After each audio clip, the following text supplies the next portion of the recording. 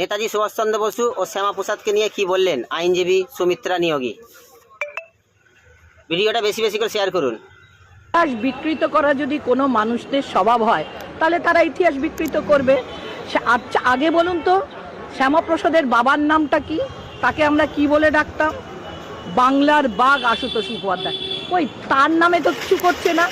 বাবাকে বাদ দিয়ে ছেলে, যে ছেলেকে বাবা ঘর থেকে তাড়িয়ে দিয়েছিল, যে ছেলে যখন ভারতবর্ষে হিন্দু সিভিল কোড আনার জন্যে যখন বলা হয়েছিল, যে ভদ্রলোক ওই কলুটলা থেকে মহিলাদেরকে বের করে বিধানচন্দ্র রায়কে ঘেরাও করেছিলেন, মানে কথাই শুনতে দেননি কাউকে, কারণ বলা হয়েছিল যে ওটা নাকি মুসলমানদের পক্ষে প্রত্যেককে মুসলমান করে দেওয়া হবে বলে ওই বিল টানা হয়েছে, এরকম ভরংবাজি দিয়েছিলেন।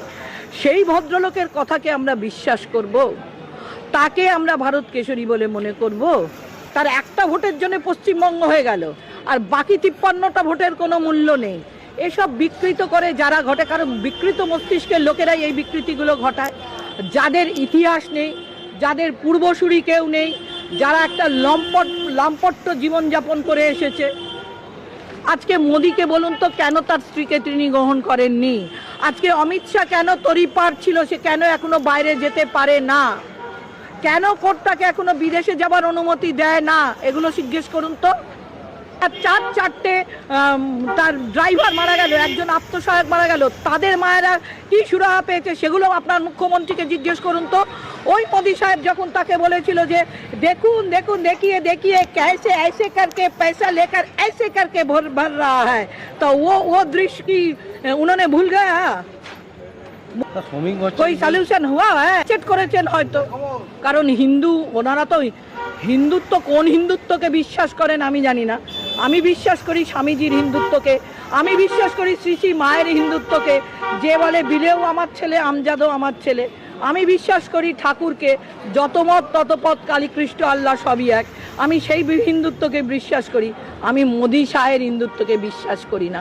ওনারা মোদি শাহের হিন্দুত্বকে বিশ্বাস করেন, তাই জন্যই ওরা হয়তো প্ল্যানচেট করে এইটা পেয়েছেন যে সুভাষচন্দ্র বসু মানে কি আপনাদের শ্যামাপ্রসাদকে তাড়িয়ে দিয়েছে। এর থেকে লজ্জা ঘেন্না আর কোথায় বাঙালি হিসেবে কোথায় লাগবো আমরা বুঝতে পারি না। এত অপমান বাঙালিদের মধ্যে আর কেউ কোনোদিন করেনি।